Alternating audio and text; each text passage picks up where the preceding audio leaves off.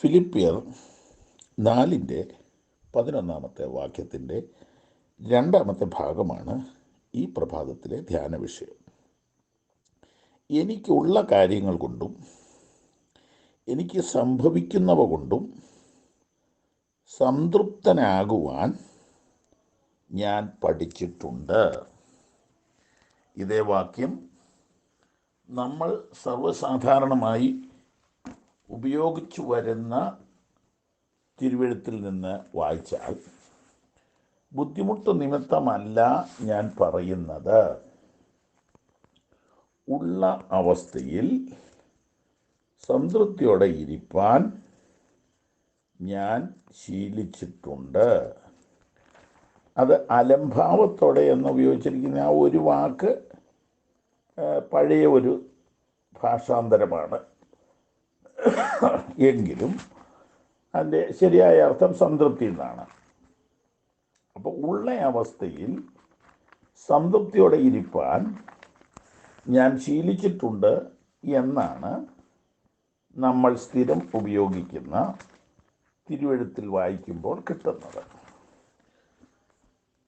ഞാൻ ദൈവവചനം പഠിക്കാനായിട്ടും കൂടിയാണല്ലോ ദൈവമക്കളെ ഈ ഒരു അവസരം ഉപയോഗിക്കുന്നത്.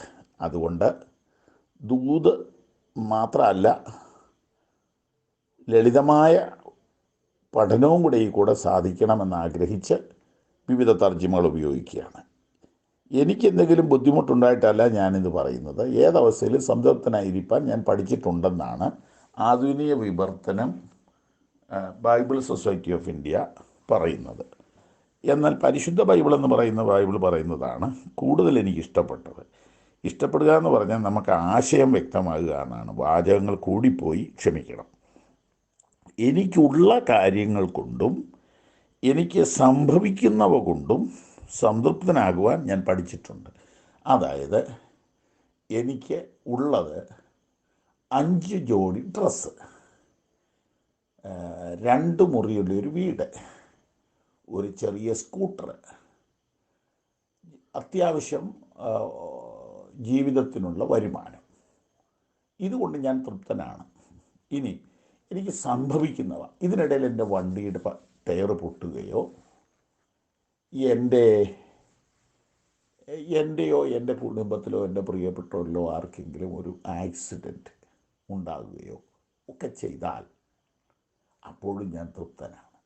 ഇന്നിപ്പോൾ എൻ്റെ സഹപ്രവർത്തകനായ പാസ്റ്റർ ജോജോയുടെ അനിയത്തിക്ക് ഭർത്താവും ഓടിച്ച കാറിൽ ഒരു അപകടമുണ്ടായി. തിരുവനന്തപുരത്ത് ആശുപത്രിയിലായിട്ട് അവരിപ്പോൾ ഇവിടെ നിന്ന് അങ്ങോട്ട് അതിവേഗത്തിൽ സങ്കടത്തോടുകൂടെ പോയിരിക്കുകയാണ്. ഞങ്ങൾ പ്രാർത്ഥിച്ചുകൊണ്ടിരിക്കുകയാണ്.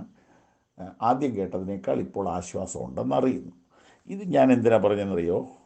എനിക്കുള്ളത് കൊണ്ടും എനിക്കുള്ള കാര്യങ്ങൾ കൊണ്ടും എനിക്ക് സംഭവിക്കുന്നവ കൊണ്ടും. അപ്പം സംഭവിക്കാൻ പോണത് എന്താണെന്ന് നമുക്ക് പറയാനൊക്കെയില്ല.